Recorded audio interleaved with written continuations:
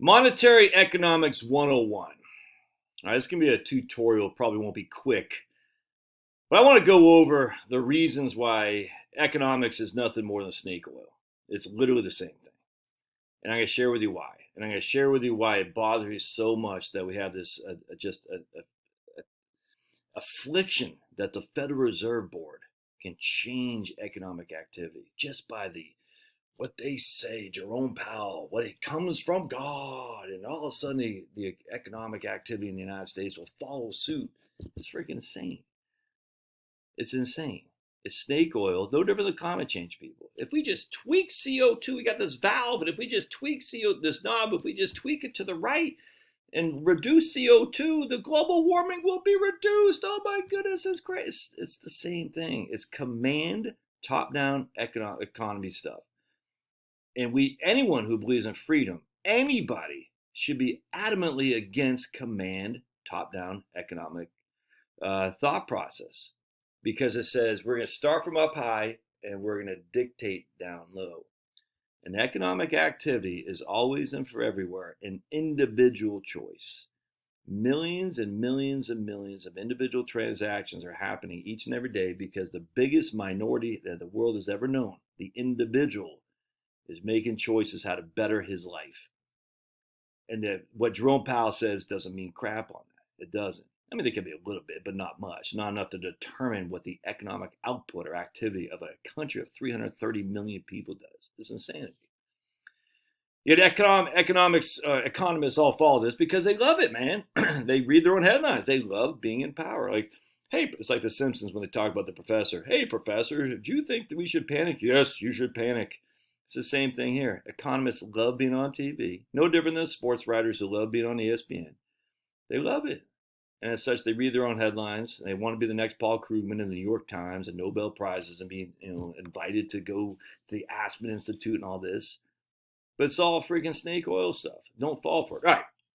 So the number one thought process of modern economics is that the Federal Reserve, it is that the Federal Reserve can control economic activity. And the reason they can control is because of how much money is in the money supply. That's the thought process. So if we have a lot of money in the money supply, all right, that means there's a lot of economic activity that's going to come from all that money in the money supply because people are going to use it. They're going to spend it. They're going to borrow. They're going to generate economic activity, and that will cause economic growth.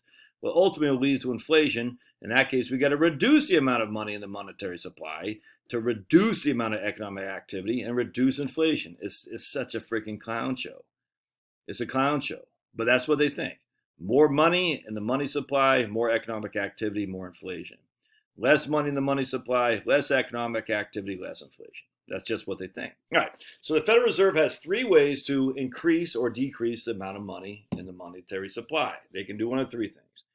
And the triangle means change. They can change the interest rates. All right. So if they think inflation is high, we're going to make it harder for people to borrow by increasing the Fed funds rates. And that will have, they don't increase, it had nothing to do with the mortgage rates, by the way. It has everything to do with the short-term rates. Now, there's a lead lag thing on that. Certainly mortgage rates have gone up because of the federal funds rate, but in of itself, the Fed funds does not change mortgage interest rates. They don't. Now, in theory, they could buy mortgage bonds. I get all that stuff, but generally speaking, the Fed funds rate is what the Fed controls. They're going to raise the Fed funds rate by 75 basis points. Oh my goodness, that's going to be a big hit to inflation because it's going to decrease economic stimulation because people are not borrowing as much as they would when interest rates are low. If interest rates are higher, the cost to borrow goes down, thus is going to decrease economic activity. That's their thought process. And I'm going to show you why this is all freaking fake, snake oil. If we decrease interest rates, that will have more people borrowing because it doesn't hurt as much, i.e. there's not as much interest to pay. So I'll borrow more and I'll put that money in the economy, generate economic activity. So if we want to increase economic activity, we reduce interest rates. If we want to decrease economic activity, we increase interest rates. The lower the interest rates, the cheaper the cost to borrow, the more borrowing there will be done, and the more economic stimulus. All right. So that's one thing they can do. That's a thought process. Number two is they can change the reserve requirements of the money that's held at the bank. So the bank has all this money, and the Federal Reserve says you can loan it all out, except you got to hold 10% back. All right, so the bank says, "Man, I got $1 billion at the bank." And the bank says, "That's great. You can lend out 900 million, but you got to hold 100 million back." The bank's like, "But I want to loan that 100 million. I want to get some income off that 100 million. I don't want to just sit in the bank not do anything." The Federal Reserve says you can't do that unless they want to increase economic output. And they say, "Hey, man, if banks, you got $100 billion at the bank, go ahead and loan the whole thing out. You don't need reserve requirements." The bank says, "Great. I'm going to loan my whole thing out," which means there's more money in the economy, more economic stimulus, and more inflation and more growth. This is what the bank says, or what the Fed says, and economists as a whole. So you lower the reserve requirements, there's more liquidity in the economy. More liquidity equals more economic activity. More economic activity means more growth, and thus ultimately more inflation. That's what they would think. So when inflation is high, you increase the reserve requirements to pull that money back. The banks can't lend it out. You increase the interest rates of the federal funds rate to make it more painful to borrow. So you're basically saying we're going to have less money in the economy and there'll be less economic activity. All right. And the big one lately is going to be the buying and selling of bonds. All right. So they just magically create these bonds. All right. The Fed says we're going to create bonds. We're going to buy them, the bonds that they created, just literally out of thin air. So we're going to buy $1 billion of bonds from Bank of America. Bank of America doesn't have those bonds, but the Fed created them, and then they bought them from Bank of America, and they gave Bank of America $1 billion of cash, literally reserves, to say, hey, we're going to take $1 billion of bonds. Literally just created out of nowhere. It's crazy. All right, so now Bank of America has that extra $1 billion for which they did not have before. All right, so now that is sitting in their reserves. The Federal Reserve Board can do they can tell the bank how much reserves they have to keep, reserve requirements, and the Federal Reserve can also increase or decrease the interest rates of the federal funds rate. That's what they're doing. So again, the federal fund says, we're going to buy $1 billion of bonds. That's $1 billion of money that's now in the circulation that wasn't there before. And that will generate economic activity because that's more money sloshing around. There'll be more, and then if we reduce reserve requirements, we keep the interest rates low, it'll be more borrowing. More borrowing means more people borrowing money, more people investing in their businesses. Economic activity increases, growth increases, and ultimately inflation increases. So that way, when inflation increases, where we are now, we got to sell the bonds back to the bank to take the liquidity out. We got to get the liquidity out of the system, the money that's out of the system, to reduce demand, to reduce spending, to reduce economic activity. Yeah, that all makes sense if you're an economist. In the real world, it makes no sense, and I'll prove it to you here in just a second. So again, the three things the Federal Reserve can do: change interest rates, change reserve requirements, buy or sell bonds. I hope that makes sense. All right, so let me take a drink of water. Now remember, it's all on the premise that the amount of money in the economy dictates economic activity. More money, more economic activity, more growth, less employment, more employment, more inflation. More money equals more growth, more inflation. Less money means less growth, less inflation. All right, that's literally what the Federal Reserve thinks. It goes back to the silliness of the Phillips curve and all this, but this is, people have won Nobel Prize and become multi-millionaires based on this silliness. All right, so let's dive into it, because what I'm going to share with you here is we're going to go over an article that my man just posted, Brian Westbury, and I'm going to pick on him a little bit because I love Brian Westbury, and I think he's fallen for the economic claptrap of what economists generally think. And look, I got this book. It's not as bad as you think. Why Capitalism Will Trump's Fear and the Economy Will Thrive. That was in 2010 when everybody and their mom were like, oh my goodness, we're all going to die. Obama, blah, blah, blah. It's interesting because Mark Westbury is the guy who introduced me to mark-to-market accounting. I had no idea what mark-to-market accounting was. And in this book, he talks about it, verbatim, man. Well, not verbatim, but he talks about it a lot. We got, about 50, probably 40 instances of mark-to-market accounting he talks about in 2010. What if he talks about Barney Frank? Let's see here. Hold on, let me pause it real quick. Look like he mentions Barney Frank. That's too bad, because Barney Frank is the reason we got out of the Great Recession of 2007, 8, 9. Anyway, I've done videos on that. All right, so let's talk about what Brian says here, because I mean, look, love Brian Westbury. I find this incredible, frankly, his thinking here. All right, so he talks about inflation, the numbers that just came out yesterday. We had a CPI up 9.1 year over year, 1.3 in the month of June. And he says, let's see, the details of today's report show that the volatile energy and food prices led the overall index higher, 7.5% for energy and 1% respectively for food. The jump in energy prices came from an 11.2% increase in gasoline prices, while food prices at home have risen 1% each month for the last 6.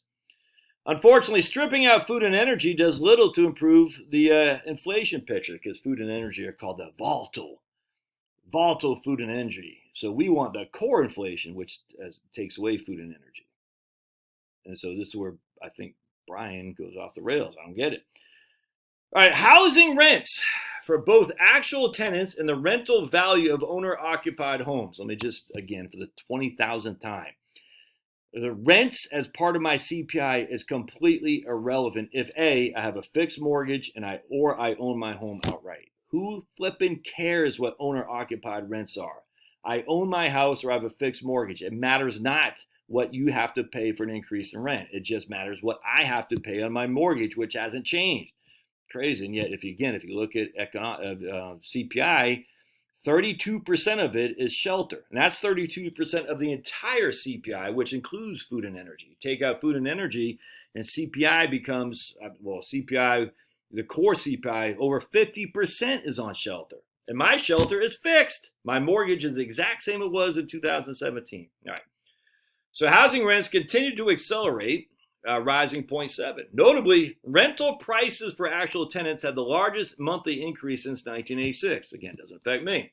Rents have been a key driver of inflation in 2022 and should continue to do so in 2023 and 2024 because they make up over 30% of the overall CPI. And still, rents have a long way to catch up to home prices, which skyrocketed during COVID. All right, did you hear what he said? Rents have been a key driver of inflation in 2022 and should continue to do so for 2023 and 2024. But then he says, how do we get here? By forcing the economy to shut down while simultaneously injecting an unprecedented amount of monetary stimulus. The M2 measure of money supply is up 40% since February. And this is where we're going to talk about in just a second. Inflation has been and is always a monetary phenomenon. To get inflation back down to 2%, the Fed needs to focus less on high interest rates, as we talked about. So Brian is saying they should not focus anymore on increasing the interest rates. What? And instead, getting the growth in the monetary supply under control. All right, so that's odd because most economists said the Fed needs to raise rates, and because that would show you right there is what Paul Volcker did to beat inflation. That's what most economists would have you believe. How did Paul Volcker beat inflation? By raising interest rates. Well, now we got Brian Westbury coming completely off that reservation, which is good. That's a win because Paul Volcker, the kneeling in front of the altar of Paul Volcker is just it's bad. It's ugly because again, top down. Paul Volcker did not beat inflation. I'm just telling you. I'm not going to get into it here. But anyway, the fact that he says the Fed needs to focus less on raising interest rates tells me that he is no longer of the Paul Volcker viewpoint, which is wonderful. All right, so now I want to go into something. Here's the aggregate reserves of depository institutions in the money base, all right, monetary base. And I want to show this H3, the final statistical release, because we stopped H3. So anyway, here's August 2019, and they stop in September 2020. So we got reserve requirements, balances maintained to satisfy reserve requirements. And notice, right there, 0 in April 2020. So remember when I said the Fed can increase the amount of money in the economy by changing reserve requirements? Well, you'll see here, in April 2020, they got rid of reserve requirements. There are no more reserve requirements. Isn't that interesting? Reserve balances maintained, 0. Interesting. Here are the bank reserves. In August 2019, 1.5 trillion. Then you go here to May 2020, 3.2, more than doubled the bank reserves. Well, why? How did the banks just get that much money in the bank? The Fed was buying bonds, number 3. So right there, they got rid of the reserve requirements and they bought a crap load of bonds to put the money in the bank. And they basically said, go ahead and lend it all out, bankers. Lend it all out. April 2020, we're going to give you all this money. Just lend. I don't know about the credit quality and all that. I don't think we had a problem with ninja loans back in 2005, 6, and 7, 2004 even. I'm not sure what the Federal Reserve had. The FDIC would have more to do with that. But the reserve, the lending requirements didn't change as far as I can see. If anything, they got more lenient. But either way, they went from literally a doubling, more than doubling, almost overnight, of the reserves at the bank. And on top, they said, we're not going to have to keep any requirements in there. So just lend. It's going to be great. Everybody lend. And then they stopped. So let's just go down here. Note on the elimination of the reserve requirements. The board reduced the reserve requirement ratios on net transactions to 0% effective March 26. As a result, release items reported under reserve balances required and balances maintained to satisfy reserve requirements are 0 beginning in April. Interesting. So they said, go lend. You don't need to keep anything in the bank. And here they just talk about the vault cash. You see, they're not requiring, used to satisfy reserve requirements, they're not requiring the banks to keep any cash in the vault. Isn't that interesting? And whoa, monetary base, 3.2 to 5 trillion in literally less than a year's time. That's a monetary base. Currency in circulation, total balances maintained. Interesting. So let's keep going here. You can see here, this is the reserves of depository institutions, the Federal Reserve banks and the members of the Fed. Basically nothing here, hardly anything. Then, oh my goodness, this is the Great Recession. And look at that, it jumped to 2014. Look at all that reserves. And then they started going off from 2014 to 2019. We started saying, let's start letting the bonds that we own, the assets that the Fed has. So remember, the Fed buys bonds, quantitative easing. They put the money in the banks. The money then is supposedly lent out for you and me to increase economic activity. Now, what happens are the Feds let those bonds mature, and they just kind of roll off the balance sheet is what's happening here, in some regard. Anyway, so the bank has less and less and less reserves requirements. It just went down, or not reserve requirements, reserves, right? They might be lending it out. The bonds might be, the Fed might be calling them back. It could be a million different things happening here, but the bank used to have 2.8 trillion in September 2014, and by September 2019, they had about less than half of that. So the bank was sitting on less and less reserves in their bank. Now, they still had a reserve requirement. Then the reserve requirement went kaput. There's no more reserve requirement as of right there. And then on top of that, look at the amount of money that the banks had. $4 trillion just sloshing around. $4 trillion just sitting there. But now it's 3.3. So from January 2022 is at actually, let's go right there. From November 2021, we had $4.18 trillion just sitting in the bank, assuming no reserve requirements. Now it's only 3.3. So where does all those reserves going? You think the reserves are actually in the economy with economic output? Same thing here. Might have been there. I don't know. I'm just talking about right here. But if there was be mass inflation, right? Because everyone says we got too much money. Well, there wasn't mass inflation. Reserves are going down. The banks selling back their bonds or selling back their bonds, i.e., taking the money out of the circulation. I don't know what's happening here. All I know, there wasn't mass inflation here, and that's for sure. So it wasn't actually getting into the economy, and I'm going to prove it to you here in just a second. So something was happening with the banks, either reserve requirements going up, the Fed was buying back their bonds, to get the money out of the economy, or they're just maturing. I don't know. But then just like, whoa! Now same thing's happening here. So you can't say that reserve requirements were going into the economic output of the United States because there just wasn't huge growth. It wasn't. And there wasn't huge inflation either. So anyway, so you can see right here. Let's keep going. Here's the H6. Remember, they got rid of H3, got H6, and we're going to show you. Here's reserve balances at the bank.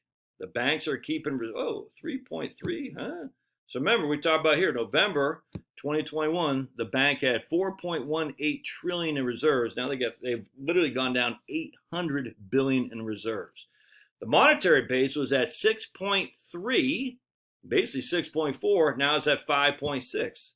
That's gone down $800 billion in monetary base, $800 billion in reserves. Currency in circulation is basically the same. I mean, that's just cash and stuff. We can talk about that. M1, M2 are not much change. So here we go. M1 in 2021, in November 2021, 20.261. Now it's 20.549. Not a significant change. M2, 21.328. M2, 21.65. It hasn't, base has gone down a little bit this year, over the last month, but it hasn't changed much this last year. This is as of May 2022.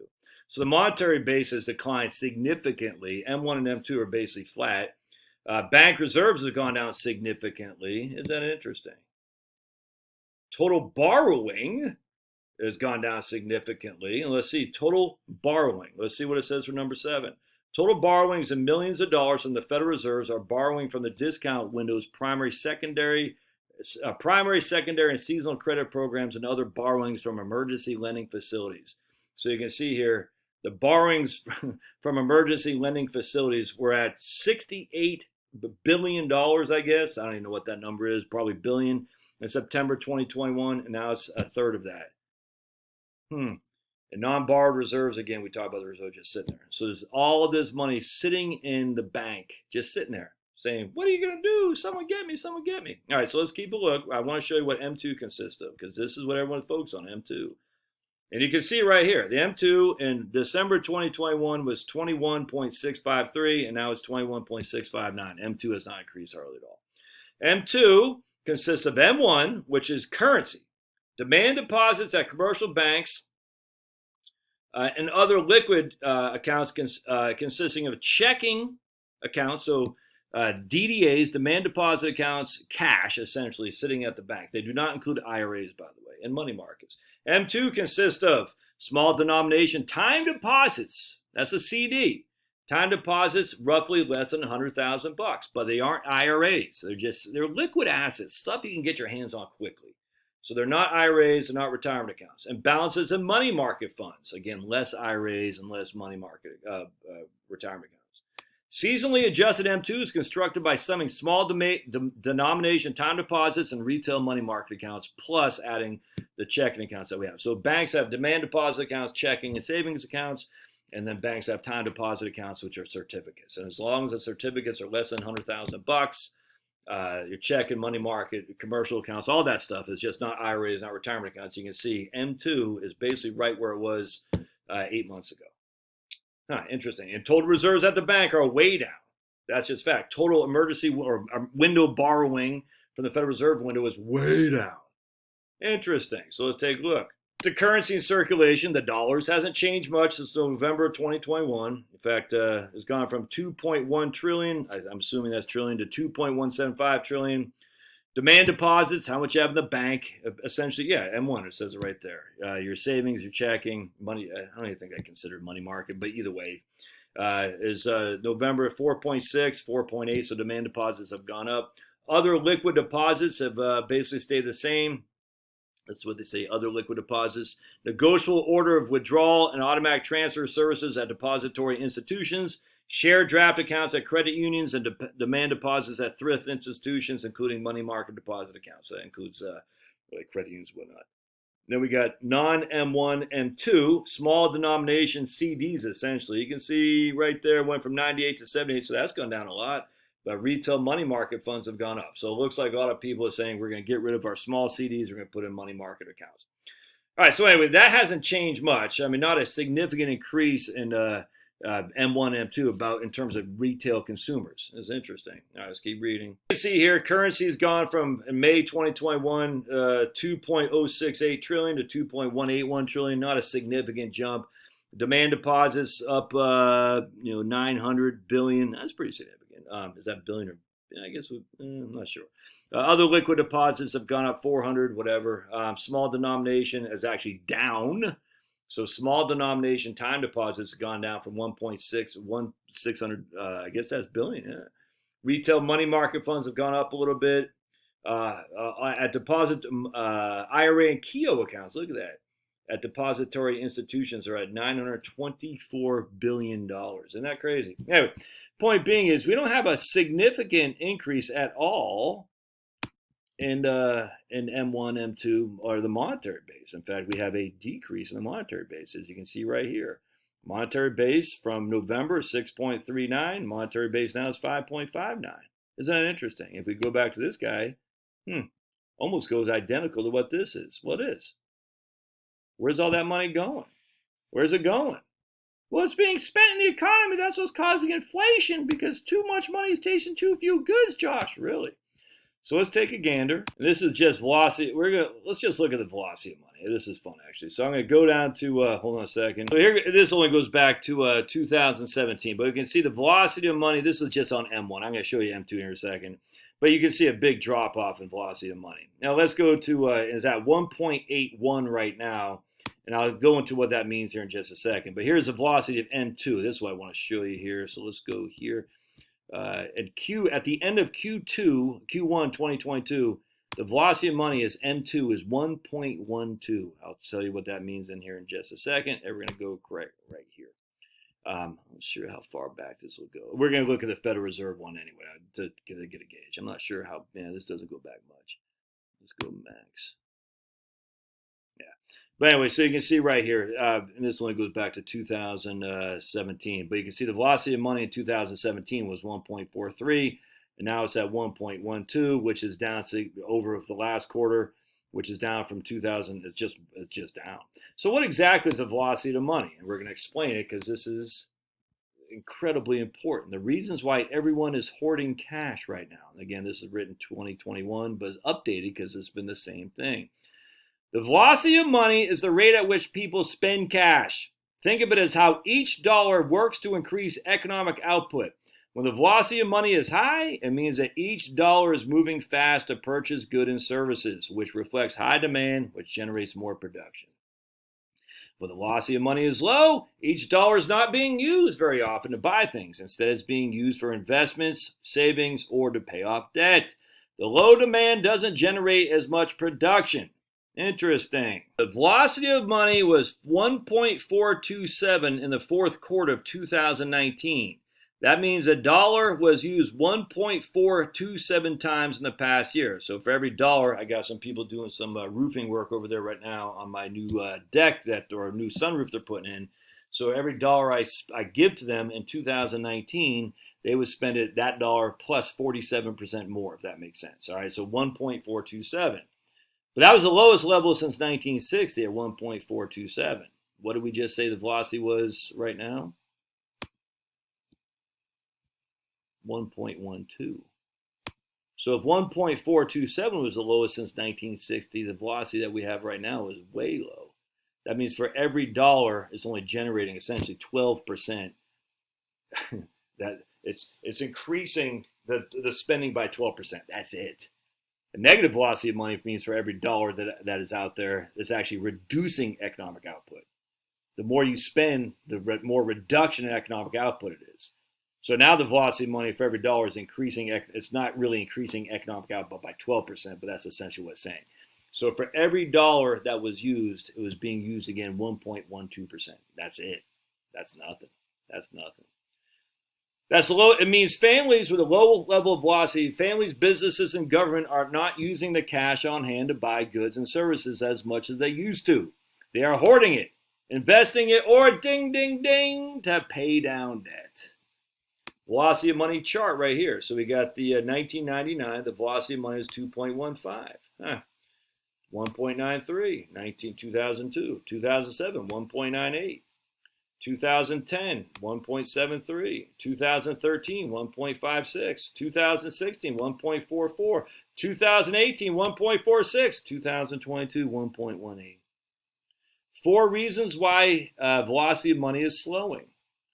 Expansionary monetary policy used to stop the 2000 may have created a liquidity trap. That's when businesses and people hoard money instead of spending it. How did this happen? A perfect story of demographic changes, reactions to the Great Recession, in the Federal Reserve program. I take issue a little bit here, but I don't take issue with the fact that people are saving it. They're not investing it. They're actually paying off debt. Let's see what else they say. The Dodd-Frank Consumer Protection Act allowed the Fed to require banks to hold more capital. This meant banks continue to hold excess reserves instead of extending more credit through loans. As a result of these policies, banks' excess reserves rose from $1.8 billion to $2.7 trillion in 2014. Again, that meant banks continue to hold excess reserves instead of extending more credit through loans. And that's the crux of the matter. Let's show you. And this is what it all comes down to. The velocity of money is 1.12. Almost the lowest it's ever been, other than right there, Q2 2020. Q2 2020, when everyone and their mom were scared. The velocity of money has been going down since 1997. And the reason for that is because debt is a deflationary phenomenon. It can only borrow so much. The Fed can borrow as much as it wants. And it can put all the money it wants in the banks. The banks can't loan it out. People don't want it. They're getting older. They're fearful of going bankrupt. And the only way you go bankrupt is because you have debt. There just aren't enough people borrowing money. That's what ultimately comes down to. The Fed can increase the monetary supply. It doesn't find its way in the economy. It doesn't matter. So all these economists, the Fed's got to do something with interest rates, monetary supply, reserve requirements. They've been doing it all. Doesn't mean crap. The velocity of money is going down. It's not come back. It's just not. People are getting older. And then the younger people are coming up behind me. They already have enough debt in student loans and their mortgages. They don't have excess reserves that they can spend and deploy to increase economic activity. They just don't. I mean, some do.